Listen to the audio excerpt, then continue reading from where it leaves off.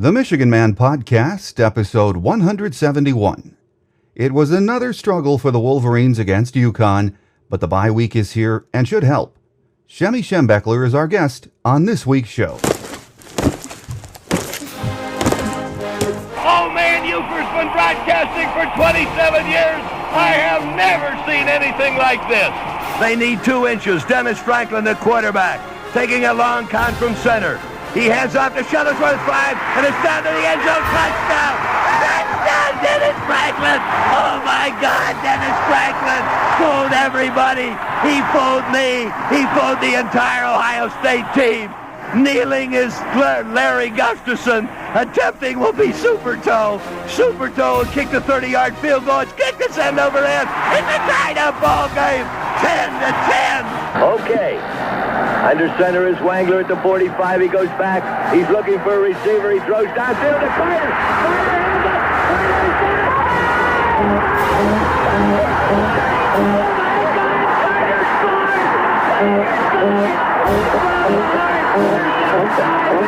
Look at those Wolverines.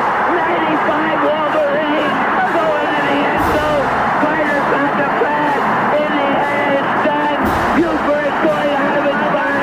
I have never seen anything like this in all my 40 years of covering Michigan football.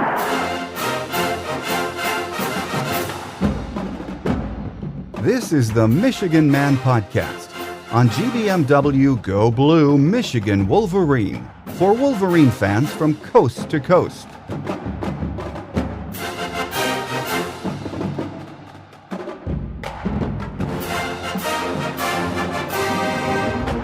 Go Blue and welcome everyone. I'm your host Mike Fitzpatrick.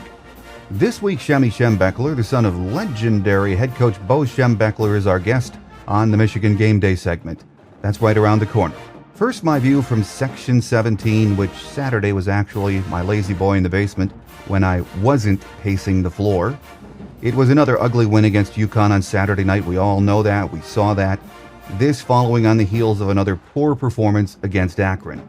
The coaches and players said all the right things after the Akron game. We weren't focused. Practices were not good. We were not prepared. The coaching staff and even the captains vowed that kind of performance would not happen again. But on Saturday night, Michigan's first road game of the year, we saw the team struggle again. There were some good signs on defense. The D-line was generating more pressure. The linebacking core pursued well and was good in pass coverage for the most part. And the secondary was okay. Blake Countess, I thought, was exceptionally good. So the D looks to be coming along just fine. The special teams coverage was better on Saturday. Matt Weil had a much better game kicking and punting, with the exception of another kick that went out of bounds in the second half. And Drew Dillio looked solid and confident back there fielding punts. The biggest concern, as we all know, is on the offensive side, starting with turnovers. Devin Gardner is well aware that he must take better care of the ball, but he continues to turn it over.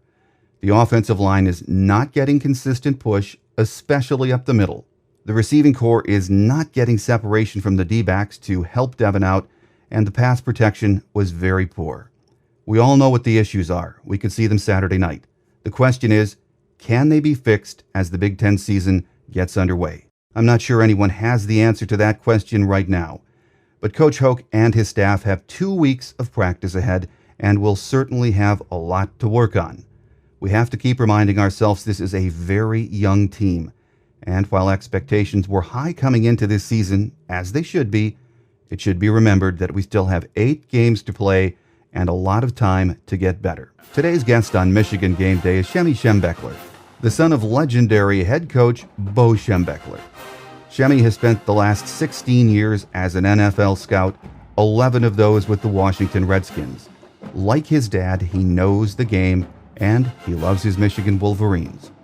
Shemy will share his thoughts on the season to date, Saturday night's UConn game, and some ideas on what changes need to be made moving forward, especially on offense.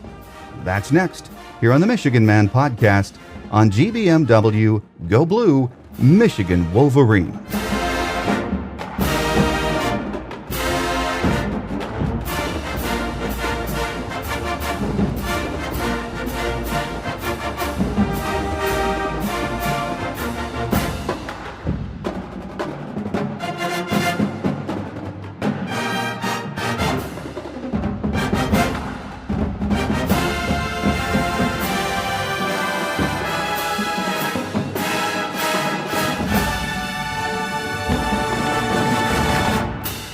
Back with us on Michigan Game Day this week to recap the UConn game and just talk about what's happening in the program right now. Shemy Schembechler. Shemy, great to have you back on the show. Always good to be with you, Mike. Well, let's start off looking back at the UConn game on Saturday, Shemy. I mean, coming off the Akron game, most of us said, hey, it's a little bit of a hangover from the Notre Dame game. So the team, they said the right things last week. We're refocused. We'll be ready for the UConn game. But that was another tough one to watch, wasn't it, Shemy? Absolutely. I think I'm happy with the idea that we're really straightening things out on defense. Our run support is significantly better than what it was against Akron. I think we're playing with a little more physicality in the front seven over there, and we're actually committing more playing off the edge as a pass rusher. You know, number 57, and you're going to have to shoot me because I can't remember his name, the kid from Glenville High School, has done a much better job using his hands, playing off the edge. Frank Clark. Yeah, Frank Clark. And I think that gives us a lot of hope, and the idea that we're only a month away from getting Ryan back, it's going to give us a lot more versatility as a pass-rushing unit, if that makes sense to you. Oh, it does make sense. I liked what I saw on the defensive side of things. Frank Clark had a great game. 2 sacks, a couple of tackles for loss, and was putting a lot of pressure on. Right. And, Mike, you have to evaluate who you play, but the concept of playing with confidence is critically important here early in the season because the players, they got to have some hope now. And the idea that we can come out of the last 2 performances as a team being a lackluster performance at best, I think we all understand that. And being able to come out with wins is really helpful to the coaching staff from a motivational standpoint. But we got to play better. We all know that. I mean, I'm looking down the tubes at Ohio State in late November, and right now our teams are on different trajectories, if you know what I mean.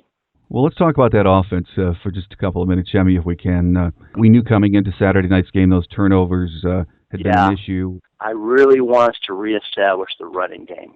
And excuse me for bringing out my inner father once again. I like it when Carriage is in the game, okay? He's the fullback. And when we run that zone stretch to the perimeter where Carriage is securing the C-gap, I think that's a scenario that is very helpful to our offense because looking at Devin Gardner with his ball security issues, we need to do some things that take a little bit more pressure off of him and bring back the play-action type system where he doesn't feel like he has to run the ball every single time. There's a couple of instances in which he needs to show a little bit better poise in the pocket. The guys that are the premier pass rushers, passers in college and pro have a great understanding of pocket presence, and they can stand in there and make the throws with very good foot balance and power that they can derive the ball out of their hips so they can throw with power. Devin tries to be too much of an athlete, okay? And I think we need to implore a little bit more of Tom Brady in him. The idea that Tom went in there and spent some time with him a few weeks back, I think Devin needs to employ a little bit more of those concepts so he becomes a much more consistent passer because he does not rotate his hips efficiently enough. But by limiting the amount of throws that he gets will make him more proficient in terms of his technique so he doesn't have to throw on a more consistent basis. The other side of the coin is really the offensive line developing a identity within the offensive line. And Brady has had to really look at that interior offensive line to find the best fit for the players that can play the best together. And that's kind of a struggle for us right now. And we got some young, talented players, there's no doubt about that. But the overall production of the offensive line is predicated on how they play together. And I think that's the thing we're struggling with most right now. Do you think that, Shemy, is just primarily because of the youth in that interior? I think that has a lot to do with it. And that's something you really have to develop as we're getting into our Big Ten schedule coming up here very quickly. Even with that lack of experience, they were having a lot of trouble. Devin was running for his life a lot of the time on Saturday night. That'll go back to my original premise, Mike. When you have an efficient running game, it's interesting how the passing game follows behind. Because when you go back to the play action system where you can use the threat of the running game in your passing game, it makes protection so much more easier. Make sense? It makes absolute sense. Yeah. You know, Chris Spielman mentioned during the game on Saturday night that it seemed like, although he liked the play calling, he said a lot of the run plays seemed to be the side to side with fits. I know. And he was saying this offense has got to start pounding up the middle. Do you think it's because Borges just right now at this point doesn't have the confidence in that young interior, so he's... Well, confidence works both ways. You achieve what you emphasize, Mike. And if you emphasize that you want to run the ball inside with a fullback, then you're going to run the ball inside with your fullback.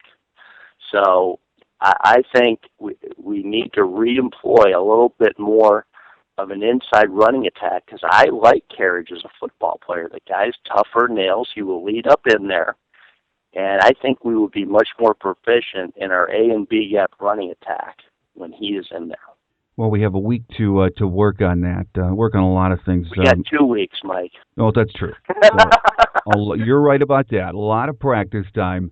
Yes. The turnover thing with Devin, though, you know, watching him through the first 4 games, though, Shemy, what can you do about that? I think you beat Devin over the head with a baseball bat. That's what you do. I walked out of that game and I was telling my wife, I go, that kid needs to carry that ball for the next 2 weeks wherever he goes 24/7. The concept of 7 points of pressure on the football needs to be re-employed with that young man. That's basic football, Mike. Well, you know, Brady said after the game Saturday, one of the reporters said, is this a point of emphasis with Devin during practice? And he said, yes, it is. And each time he comes off the field after making a turnover like that, we talk about it. He is aware of it. I think you're right. Not doing it, though, Mike.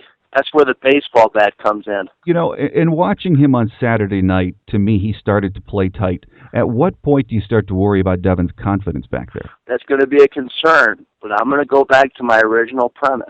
When you reestablish the running game, it's amazing how your quarterback can develop a lot more poise when he has the confidence of a good running game. That's true down through the years, and that's always been the winning formula for Michigan football. Won't get an argument from me, and I like to see young Mr. Carriage in there. I think he's an outstanding fullback. Well, the other thing is, we in all reality, we have 2 good fullbacks, because I kind of like the Huma kid, too, you know? If we do that, it's going to take a lot of pressure off of Devin, too. Absolutely. There's no doubt. What about that receiving core? Are you starting to see anything you like in Jehu Chesson and some of the younger guys? They're talented young receivers.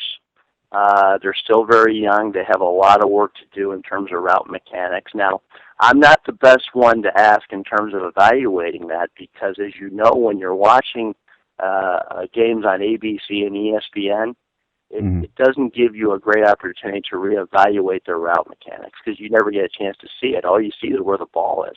And so I would be speaking out of place if I really knew what was going on there. Well, at this point, heading into, as you said, 2 weeks before the Minnesota game at home, in sort of an order of what needs to be corrected in practice in the next 2 weeks, where would you put the emphasis, A, B, C, D? I would put the emphasis on the offensive line, finding a group of 5 players, regardless of who they are, that can operate very efficiently in terms of bending their knees, striking with their hands, and playing with balance and body control, to the point where we can move the line of scrimmage 2 yards. If we can do that, and we use Fitzgerald Toussaint, who I think is improving with each and every game, so that he can find the holes inside and get 3 to 5 yards, 3 to 7 yards inside, and putting us in situations where we get that second and manageable down and distance. When you do that, the flexibility that you gain from an offensive standpoint cannot be replicated. And it puts a lot less pressure on the quarterback to make plays, because you've been given a run-pass option on second down. You can go either way. And the idea that the defense can't predict what's going to happen there gives us an advantage on offense. And even if you don't get it on second down, you can still get it done on third down. Okay? Number 2 is Devin Gardner's ball security when running the football. The interesting thing about Devin is you really look at his body type, because he's a very long-limbed athlete. Right. Securing the football with those long limbs is not quite as easy as one would think, but that doesn't mean it cannot be achieved, okay? I think if we get those issues taken care of, particularly when he's running the zone read, the zone draw, all those plays that we have in our repertoire, he's going to be a much better runner, and he'll run with better instincts because he'll know how to secure the ball better when he gets into traffic, okay? I think if we do those 2 things, Mike, we're going to be so much better off, you know? But you still got to pound away on the inside running game. You really have to.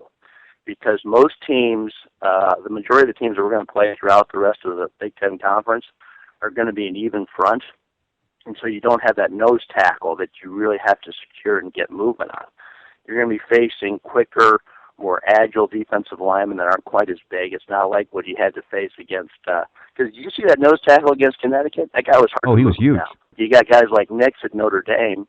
The running game should be more efficient going forward because you're blocking smaller players against the Minnesotas and the Indianas and people like that. So I think the opportunity is there for us to create a more effective inside running game.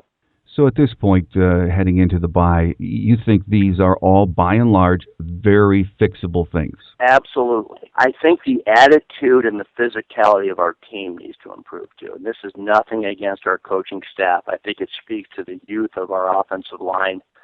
They gotta have a more nasty, competitive demeanor about them. That when we get to the fourth quarter and we've committed to the running game to the level that we should start dominating people, because nobody is going to deny that we got talent on the offensive line. There's no doubt about that. It's a matter of unlocking the physicality of that offensive line so we can start dominating in the fourth quarter. So far with the offense, Shemy, this year, have you been surprised? Did you think it'd be a little farther ahead 4 games into the season, or is this maybe what we should have known was coming?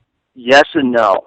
I think I said from the outset, Mike, it is so hard to train a new center, and the center has so many things that he has to be responsible for in terms of protections and run checks and all the assignments that go with that position. But even with that said, you've got to have a nasty demeanor about what you're doing on the offensive line, regardless of whether you are mentally and emotionally with the game.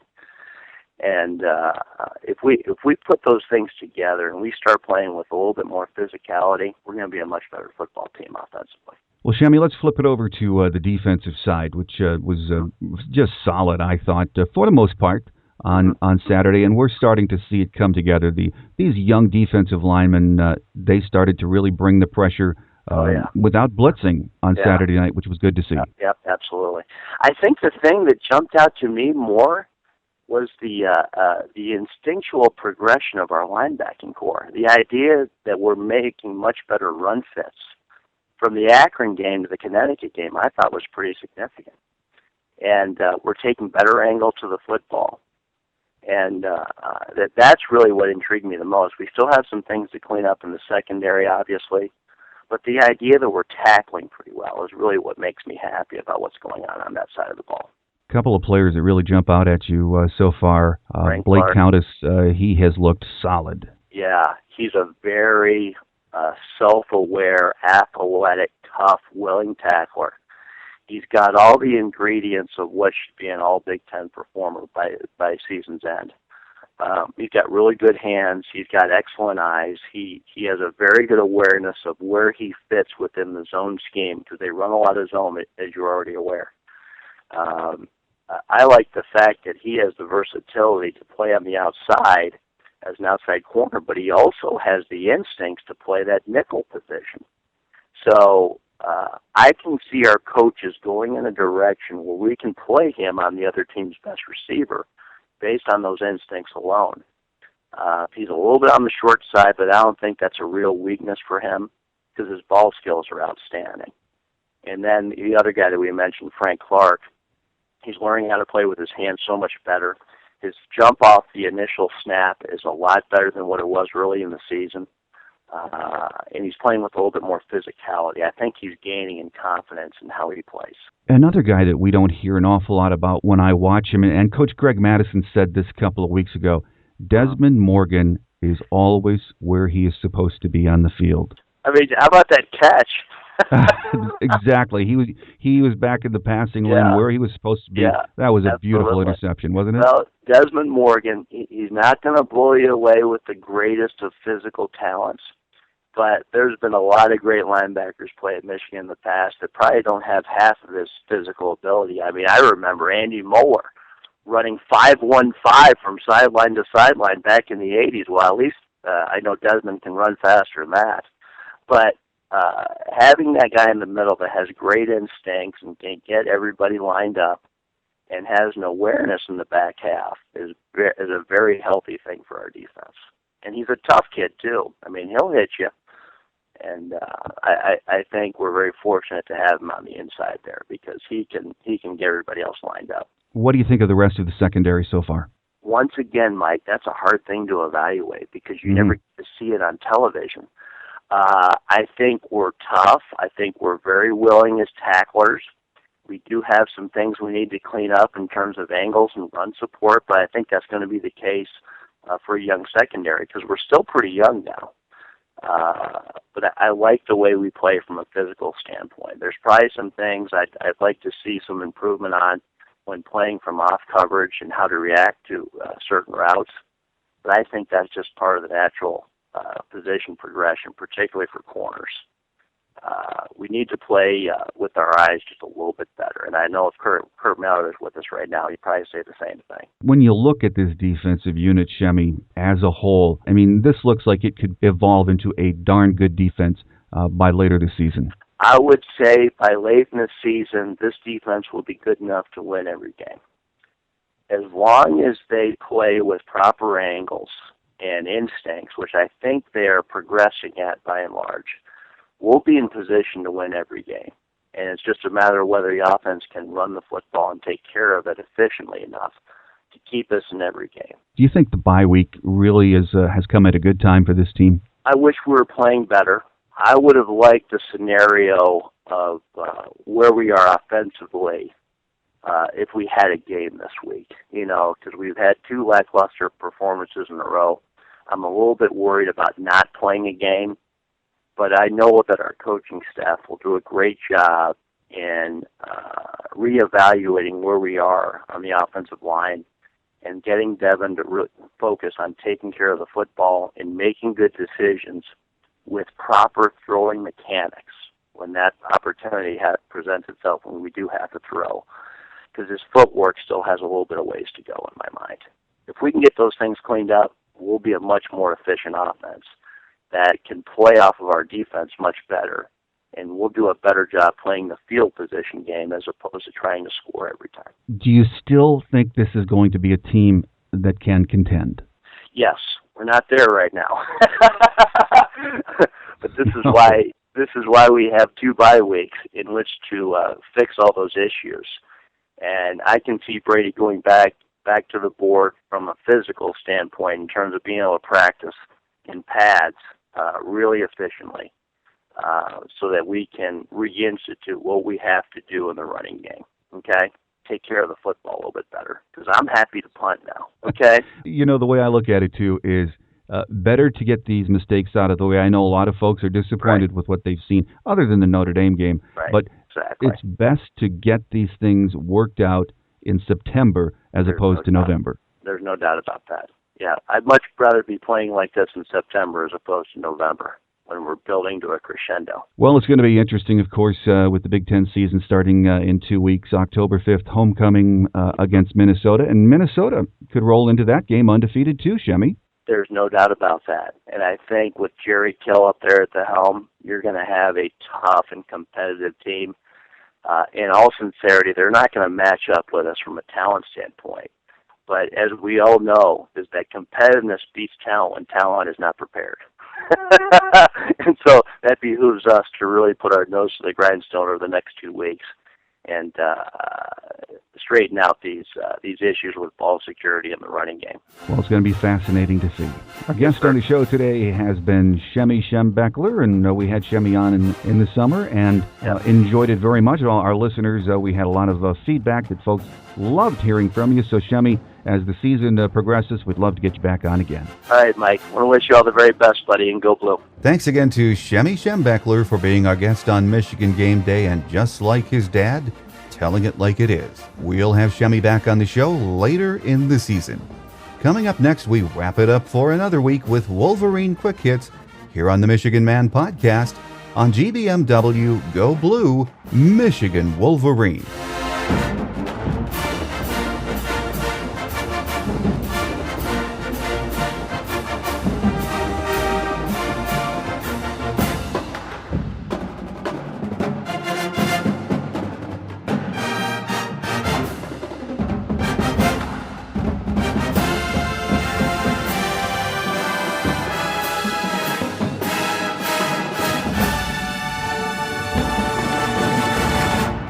On Wolverine Quick Hits today, it's the bye week, so all is fairly quiet. At his Monday presser, Coach Hoke said he still likes this team, he knows what needs to be fixed, and vowed that he and his staff will be hard at work making corrections. On the injury front, there are the usual bumps and bruises after 4 games, and Hoke said Devin was a little dinged up. But other than that, the team is in good health.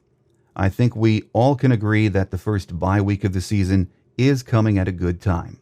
Thanks again to our guest today, Shemy Schembechler. Shemy isn't shy with his opinions and has a keen sense of what Michigan needs to do in order for this team to get better. We will most certainly have Shemy back on later in the season, and we hope you enjoyed him. With the Big Ten season just a week away, you need your daily fix of Michigan football.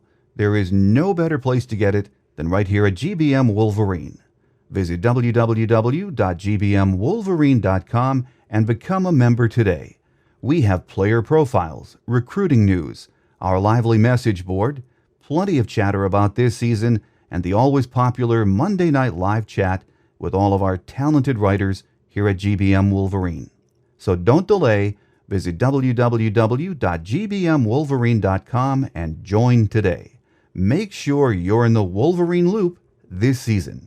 Don't forget our show app is now available from a variety of sources. For Android users, we're in the Market Store at Amazon.com. For Apple devices, our app is available in the iTunes Store. Another great way to tune us in for free is with the TuneIn Radio app. You can also hear the show on Stitcher Radio on Demand. Download the free app today at www.stitcher.com. Our phone lines are open for your calls 24/7, and we would love to hear from you. Give us your thoughts on the season to date, the upcoming Big Ten season, anything maize and blue. Call 313-263-4842. That's 313-263-4842. You can also email your thoughts and opinions to the Michigan Man Podcast at yahoo.com. That's the Michigan Man Podcast at yahoo.com. Give us a shout anytime. We'd love to hear from you. Next week, we get ready for the start of the Big Ten season. The Minnesota Golden Gophers will be paying a visit to the Big House, and Coach Jerry Kill has done an outstanding job in rebuilding the program. The Gophers play Iowa this Saturday in what should be a very entertaining game, so they could be 5-0 when they invade the Big House. Either way, they will provide another serious test for this young Michigan team. Our scheduled guests are Michael Grimm, the radio play-by-play voice of Minnesota football, and Michael Spath, associate editor of our Michigan Bible, The Wolverine. So don't forget to join us for next week's show. Until then, I'm your host, Mike Fitzpatrick. Enjoy the bye week, and as Shemy Schembechler says, keep your maize and blue daubers up. There is a lot of football left, and this is still a talented, hard-working, and well-coached Michigan team. They will be back. Trust me, I've watched it long enough. They will be back. Have a great Wolverine week, everyone. Keep the faith, and as always, go blue. Thanks for listening to the Michigan Man Podcast on GBMW Go Blue Michigan Wolverine. You can find us on the web at www.gbmwolverine.com. That's www.gbmwolverine.com. For audio posts or other fan feedback, please call our listener line at 313-263-4842. That's 313-263-4842.